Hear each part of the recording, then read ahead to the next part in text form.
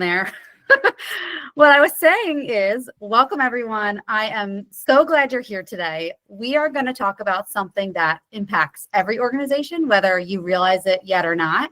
And that's the way valuable insights travel or sometimes get stuck across teams and leadership.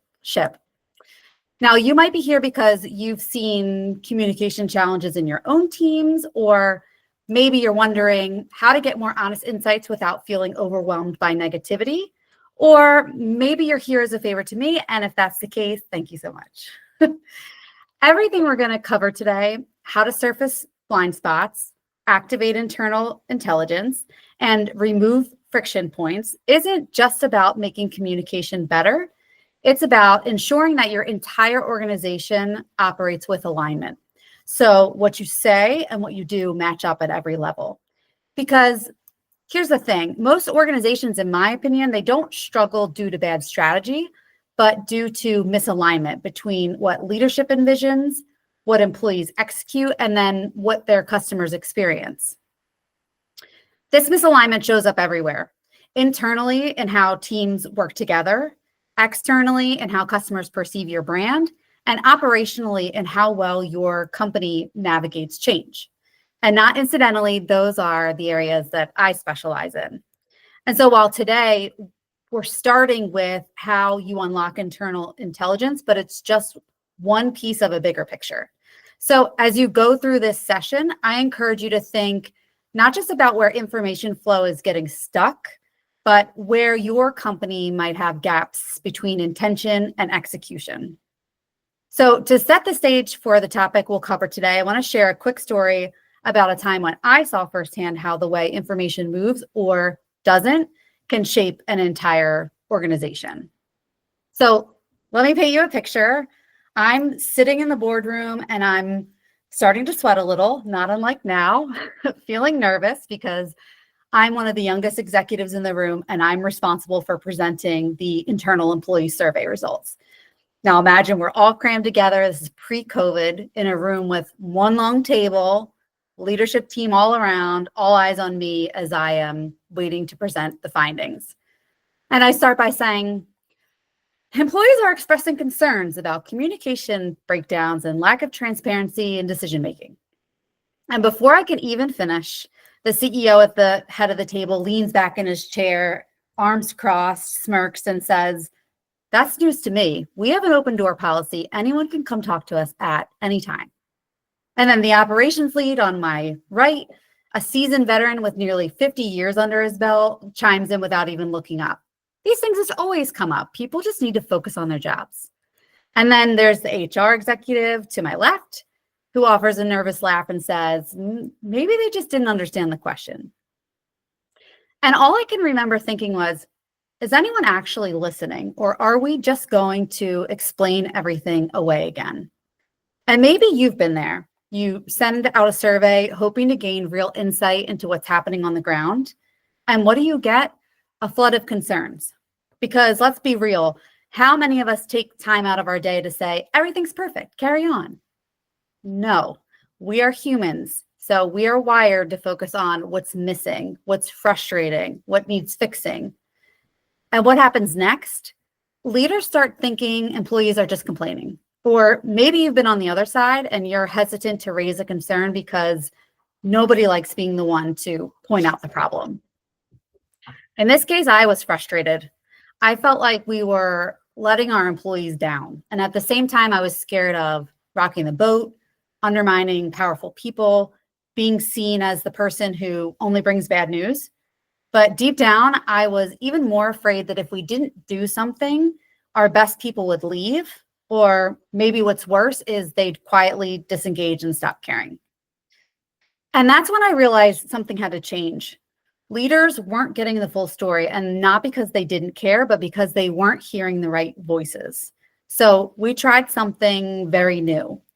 We created what we called a steering committee, which was a cross-functional group of employees from different areas of the business. And they became the bridge between front lines and leadership. They weren't just airing concerns, they were problem solving.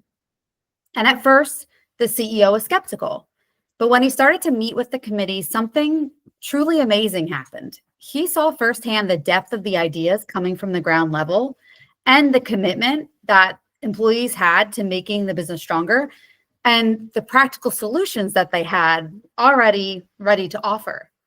So one day after a particularly candid session, he pulled me aside and said, okay, so I have a few new tools that I want the steering committee to vet. Can we put that on the next week's agenda? And that's when I saw the shift. For the first time, different perspectives weren't seen as a challenge. They were seen as an asset. The information coming in wasn't a distraction. It was a tool for better decision-making. And I realized that this is really my passion, because when you fix the way knowledge and ideas move through an organization, when you build a system that ensures leaders get the right insights at the right time, everything changes. Employee experience improves, customer experience improves, and most importantly, in my mind, the organization becomes healthier and more resilient. So I'll ask you to think about, really, how is information flowing in your organization? Are valuable insights trickling in through surveys only to get stuck? Are your best ideas getting lost in translation? Or are you creating the kind of open, honest pathways where real breakthroughs can happen? I personally learned the hard way that getting the right insights isn't just about listening and hearing, it's also about acting. And today I'm going to show you how you can turn blind spots into breakthroughs in your organizations.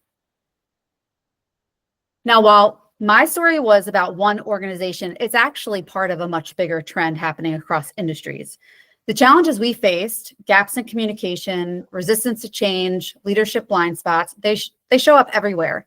And today I would say the landscape is even more complicated. We are facing a perfect storm in 2025, and one that I think demands urgent action. These are some of the factors. I think we have a transparency crisis. Employee concerns and internal missteps, they no longer stay behind closed doors. Social media has made what happens inside our organizations instantly visible to the world. So whether it's dissatisfaction with leadership or operational failures, it's being shared in real time, shaping public perception and employer brand faster than ever before. And then we have a knowledge drain where, especially in the industries that I work in, as experienced employees retire, they take decades of expertise with them. And then the organizations are scrambling to capture and transfer that wisdom before it's lost. But many don't have a system in place to do that effectively. And then you have a missing middle. I think many companies are struggling right now with gaps in mid-career talent. And those are crucial contributors who should be stepping into leadership, but they either aren't prepared or they aren't available. And without strong succession planning, organizations risk losing their whole next generation of leaders. And speaking of next gen, there's new workforce expectations. There's been so much written on this, but younger workers, they bring fresh ideas, but they also challenge the status quo. They are now expecting transparency, flexibility, and purpose in their work, and they're demanding change faster than many organizations are ready for. And then in the meantime, we have a bit of a burnout epidemic. Over 25% of employees globally are experiencing burnout, which impacts productivity, engagement, and retention, and that's a quarter of your workforce. So without addressing that, organizations are going to continue to struggle and then eventually lose top talent. And these aren't just industry trends, they are direct threats to performance, innovation, and long-term success. And you're likely facing at least a few of these challenges, if not all of them, in your own organization, which means you need to tap into all the internal wisdom available to navigate them, because the organizations that fix these blind spots will thrive, and those that don't will struggle to keep up. And here's how many organizations are responding to these challenges. They are investing in technology. They are rolling out new systems, dashboards, automation tools, believing that better software is going to solve the problem.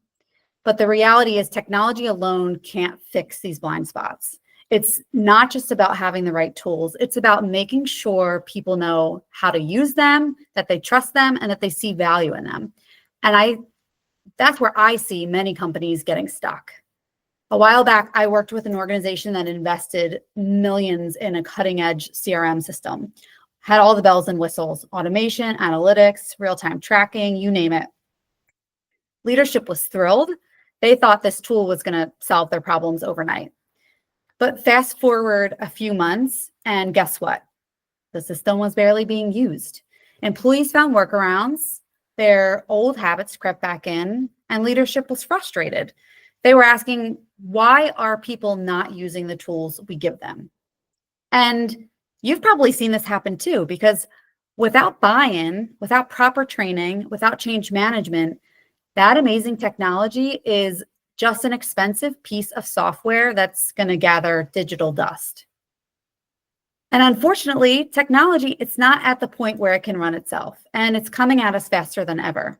So if we're not thinking about and planning for the human side, how people adopt, adapt, and engage, we're setting ourselves up for failure. And so if tech isn't solving the problem, what's really at stake?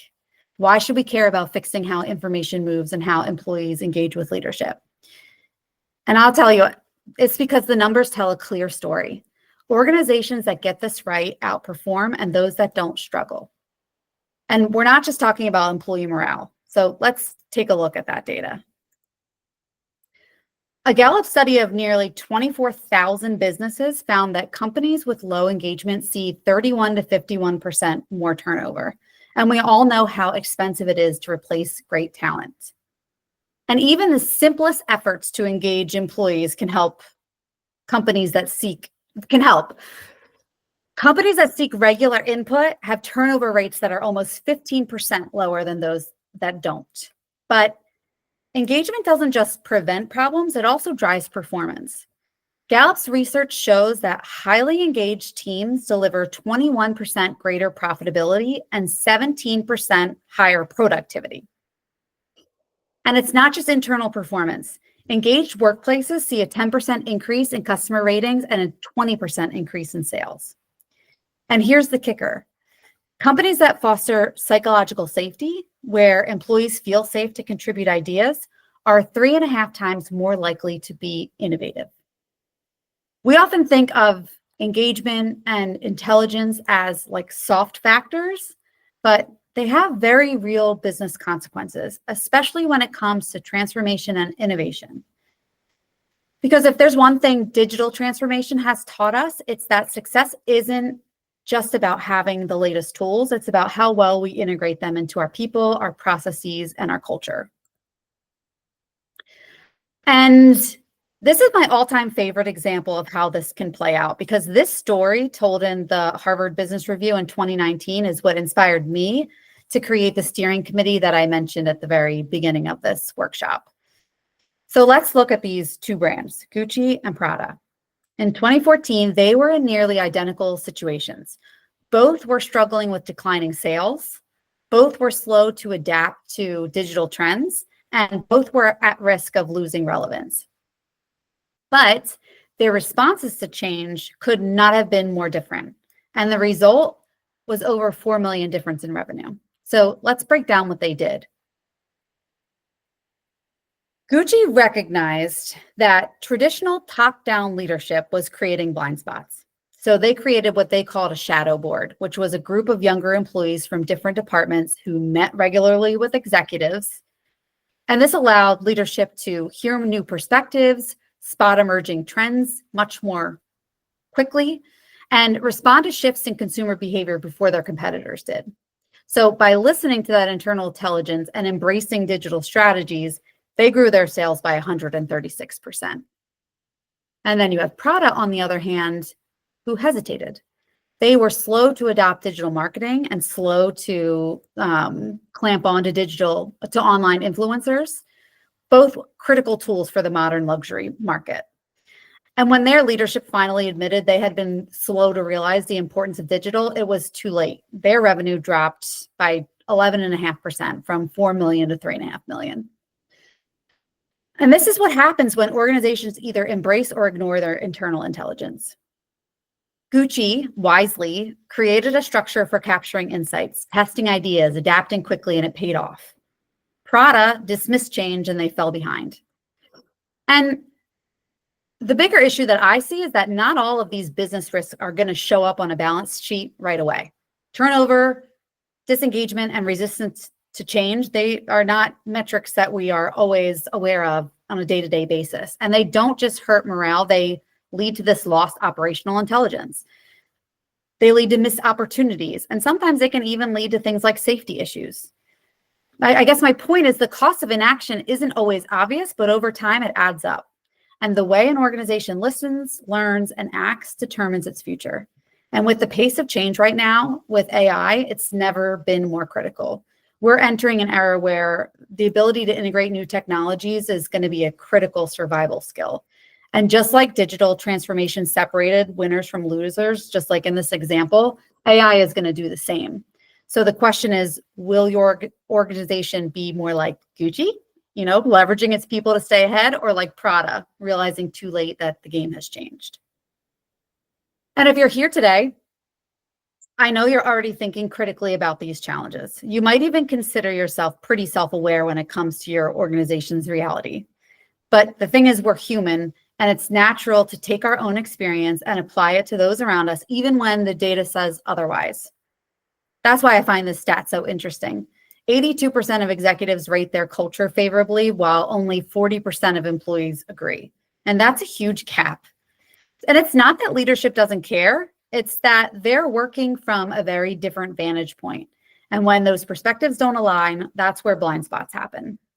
It's like if you've ever felt like everything is running smoothly until you hear otherwise, or maybe you've been on the receiving end wondering how leadership could be so disconnected. It's when you think you're a really great driver until you hear all the gasps from the back seat. If leaders and employees see completely different realities, how can organizations possibly make the right decisions? So consider this just a reminder that even if you're self-aware, you have to stay curious, ask the right questions, and check those blind spots, because we all have them. And these are some of the most common red flags that signal communication breakdowns and operational blind spots. I thought everyone knew that. This, to me, is a classic sign of information silos, when different teams or levels assume something is common knowledge, but in reality, the critical details just aren't reaching the right people at the right time. And if you've ever heard, we just need to get everyone on board, that to me indicates that leadership is pushing initiatives without truly understanding the frontline perspective or addressing what they suspect will be underlying concerns. When teams create workarounds, that means your employees might not be necessarily resisting change. They might just not have the right training or support to make the change work effectively for them. And when those impacted by changes are the last to know about them, that's when decisions are made at the top and they trickle down too slowly, and employees feel left out of the loop. And that creates a lot of frustration and a lot of disengagement. And when there is no single source of truth, that's when misinformation has a chance to spread. And after that, alignment becomes really difficult or nearly impossible. And if your employees are finding out about company changes through the grapevine, at the water cooler, or on social media before they hear it from leadership, you've got a transparency problem.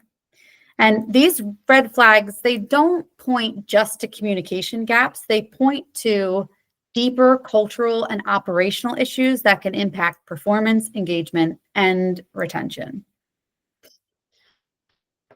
And so, when faced with operational challenges, most organizations turn to the usual suspects: annual surveys, town halls, suggestion boxes, open door policies. And while most of the time these efforts have really good intentions, they often fall short of addressing the deeper systemic issues that we've been discussing. Because the bottom line is, these traditional methods only solve part of the problem. They will provide a channel, but they don't create true feedback loops, build trust, or drive action. And to prove this point, surveys can surface deep organizational issues, but the real question is, do they actually lead to solutions? So I worked with a company that prided itself on its annual engagement survey. Leadership was really confident. They believed that they were in touch with their people. After all, they asked for input, right? Then the results came in.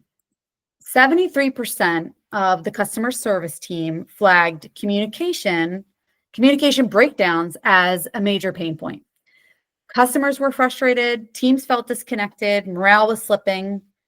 And so the way leadership responded was, let's mandate more updates, add more oversight, buy new software, which to me doesn't sound illogical. But here's the problem. None of those actions solved the root issue. And the impact, customer satisfaction dropped 12%, morale got even worse. Why was that?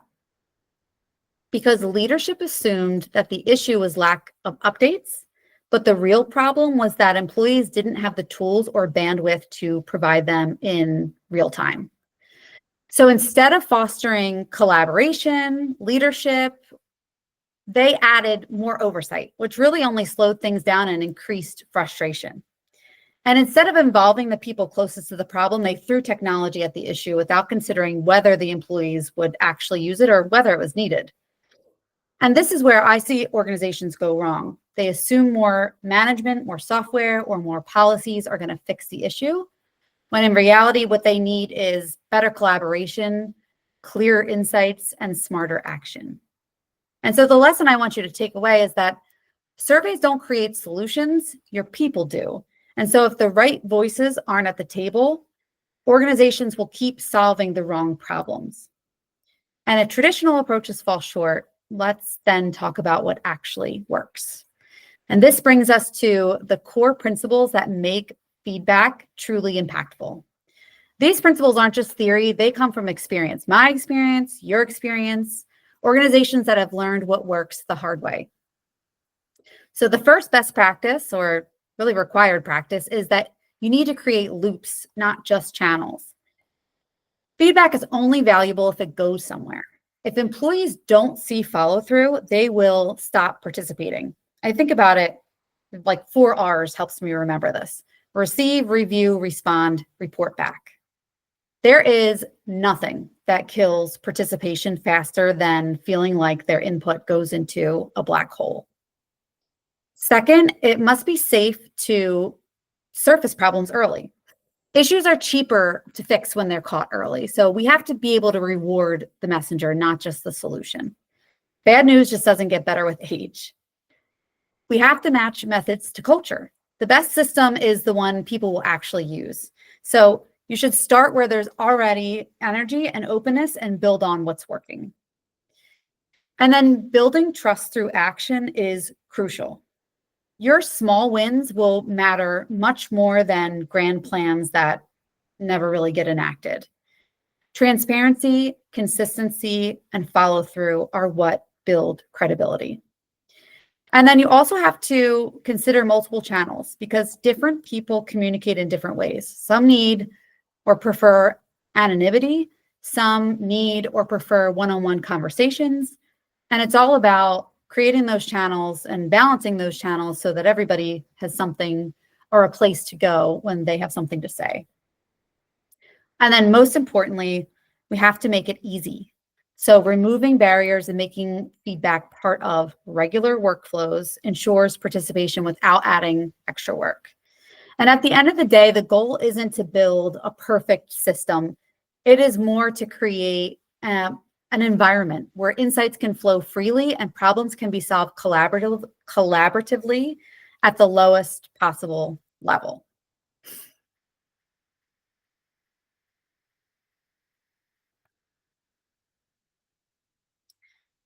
But not every organization is starting from the same place. Some have strong systems already, and others are still building trust. So this is where we kind of figure out, where does your organization fall in this maturity model? Harnessing organizational intelligence isn't an overnight transformation, it's a journey. So it is one of the important things to remember is that progress is iterative and every step forward builds a stronger foundation for the next. So as we walk through these levels, take a moment to think about your own organization. Where do you see yourself today? Are you just at the early stages of opening up feedback, or are you working on optimizing structured systems? And again, remember, this isn't about perfection because each step forward creates stronger communication and better engagement. So let's start at level 1. This would be reactive. This is where feedback mainly surfaces during crises. The problems catch leaders off guard because there are no formal channels that will give you any early warning signs. And information stays siloed within teams or departments. So leaders often feel like they're in firefighting mode where they're reacting instead of planning. And this is common in early stage companies. Sometimes it's common in traditional hierarchies where feedback just might not be seen as a strategic priority. And so if you're identifying with this level, the first step is to start small. Begin by building basic channels, whether it's structured check-ins, suggestion boxes, pulse surveys. The goal here is to create visibility and get that feedback flowing. So here are a few things. If you're at level 1, this is what you might do on Monday morning to get started. You might identify a small pilot area, a single department, a single friendly department where you can introduce some structured feedback. You might have a couple informal one-on-one conversations to open up and understand what the pain points are. And you might implement a simple feedback channel, just a suggestion box or a pulse survey. It's all you really need to do to start. At level 2 developing, we start to see some structure forming. There are basic systems like surveys or suggestion boxes, but follow through is inconsistent. So information is flowing upwards, but it's not always making its way back down. And trust in the system is low because employees don't always see action on their input. This is common in growing companies and companies who may just be beginning their transformation journey. And here the focus should be on closing feedback loops and building trust, because people need to see, most of all, that their voices matter. So consider creating dedicated follow-up processes and training middle managers to act on feedback effectively. And here are a few things that level 2ers might do on a Monday morning, next Monday, to get started. You might review and audit your channels and assess your gaps. You might implement a basic follow-up system, that the whole intent being to show the employees that their feedback is valued. You might begin a basic training or lay out a basic training for managers on how they should collect and act on feedback. You can create a Slack or a Teams channel to celebrate small wins and encourage more participation. And then moving to level 3, structured. This is where things start to run more efficiently. So you have multiple feedback channels, regular town hall surveys, one-on-one meetings, some mix of those. There's a clear process for escalating issues and tracking action items. And communication has a regular cadence. So feedback is flowing up and down. And this is commonly found in more mature organizations where leadership is bought into the value of feedback. And at this stage, it's really about optimizing. You might look for areas where the system can be improved or expand its reach, ensure feedback is being captured and used effectively across the entire organization. At this point, you may branch out and start applying the same principles to your Voice of Customer program, which is another thing I would suggest. And if you are level 3, here are a few things you might do on Monday morning to get started. You might establish a formal cadence if you don't have one. You might audit your communication methods, and I'm going to show you how to do that in a second. You might develop a cross-functional team, like we talked about, a shadow board or a steering committee to enhance collaboration.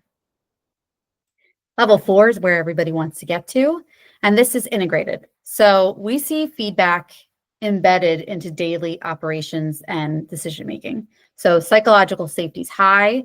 People feel really comfortable raising concerns without fear of retribution.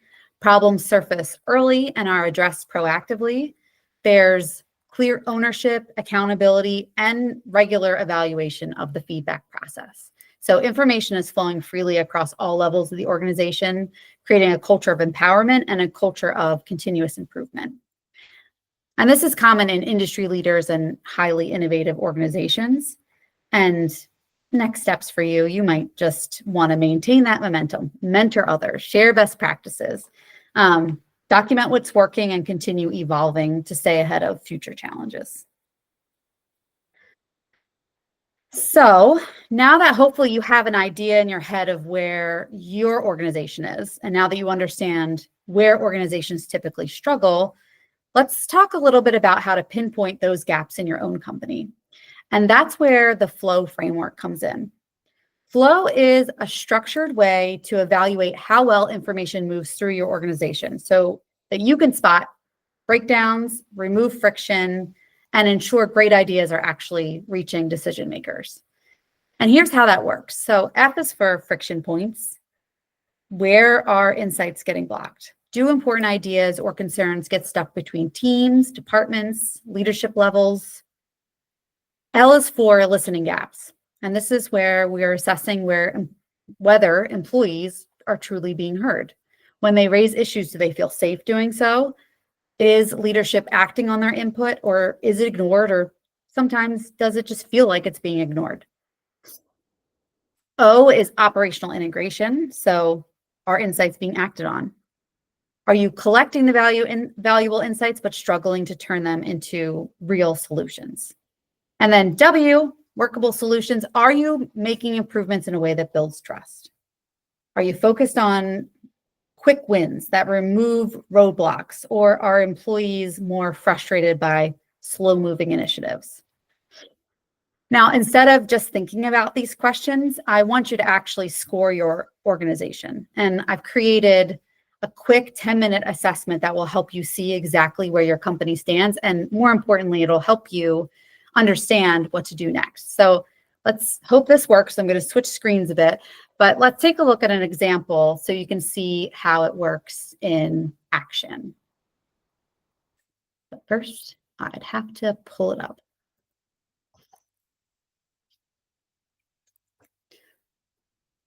Okay, so here is an example of this. Oh, hold on, let me switch my screen. Okay.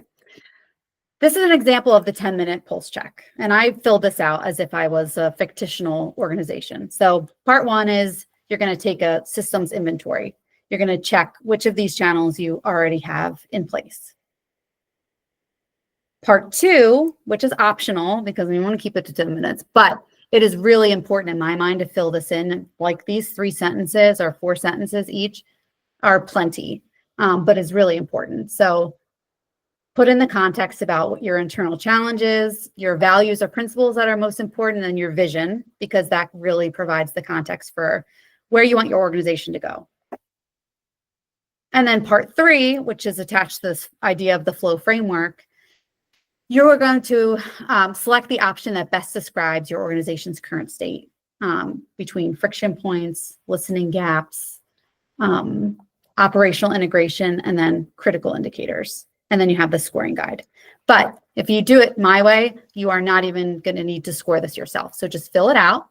And then you're going to scroll down and go to the next steps, which is this AI analysis, which will take you to this AI prompt. So I linked here the recommended tool because I found that when I uploaded this into ChatGPT, it had a lot of trouble calculating the score, and it had a lot of trouble recognizing what was checked off.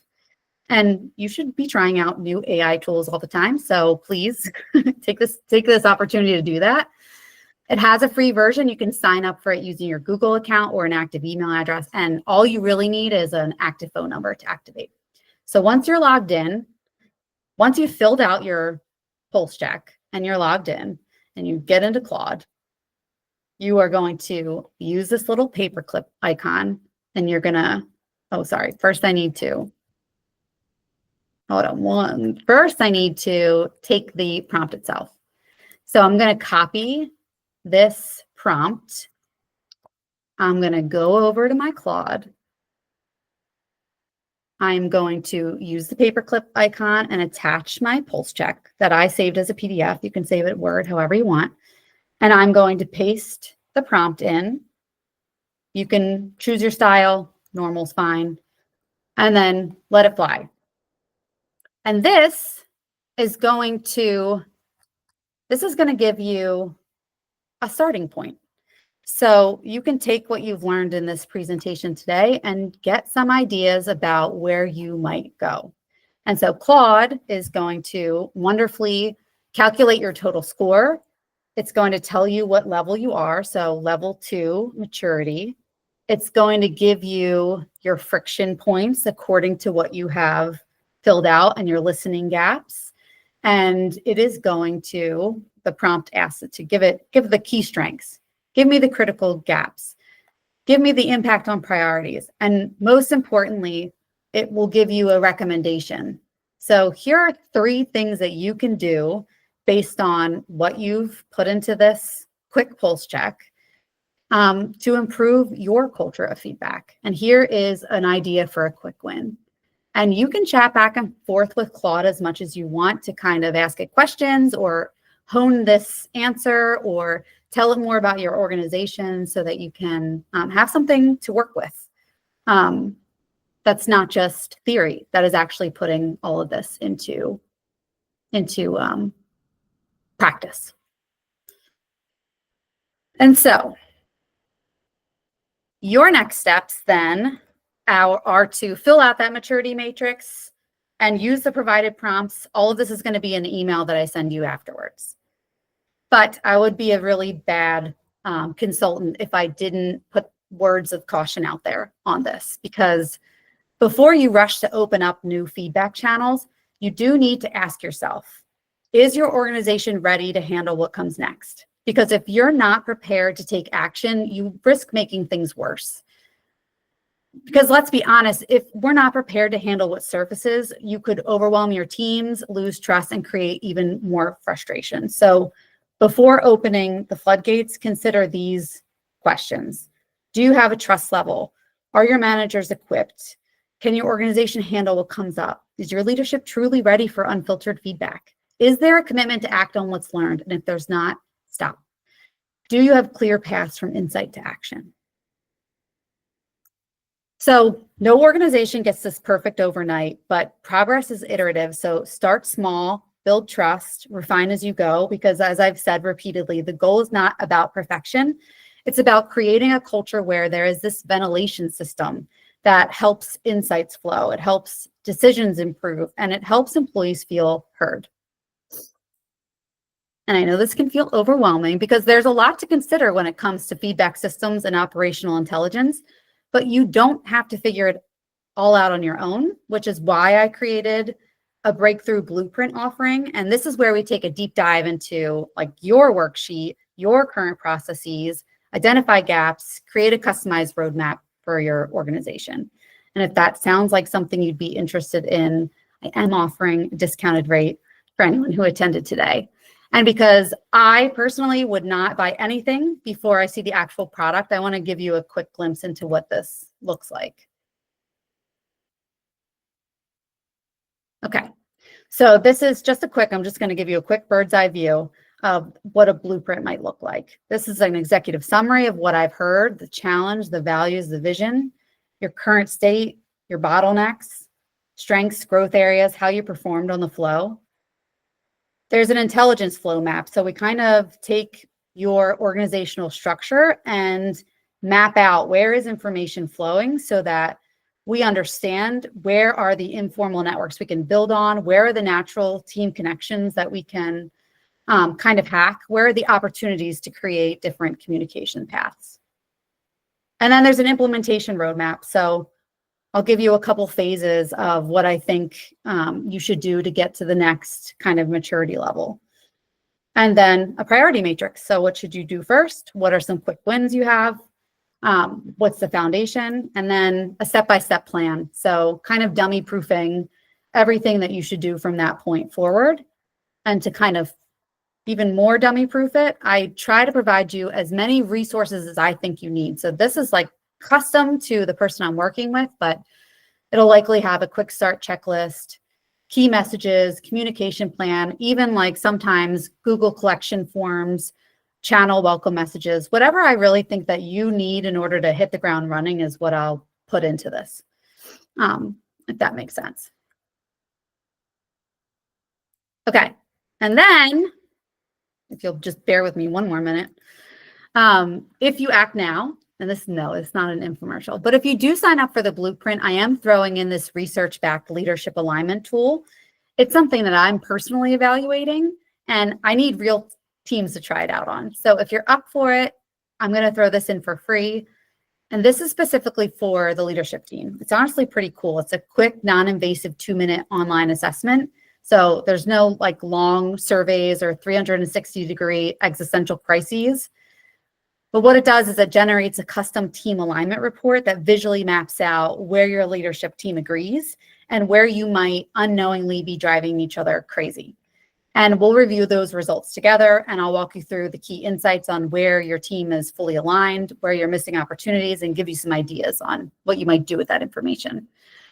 And this is available if you sign up by the end of the week. So after that, if it's as beneficial as I think it's going to be, I'm going to add it as an add-on option for future blueprints. So if you've been meaning to get your leadership team more aligned, or you just want to confirm that your CEO and COO definitely see the world differently, this is your chance to do it at no extra cost and no pressure, but free stuff. So finally, I want to say thank you for being part of today's workshop. Keep an eye on your inbox because I will be sending all of these additional resources to help you apply what we've covered today.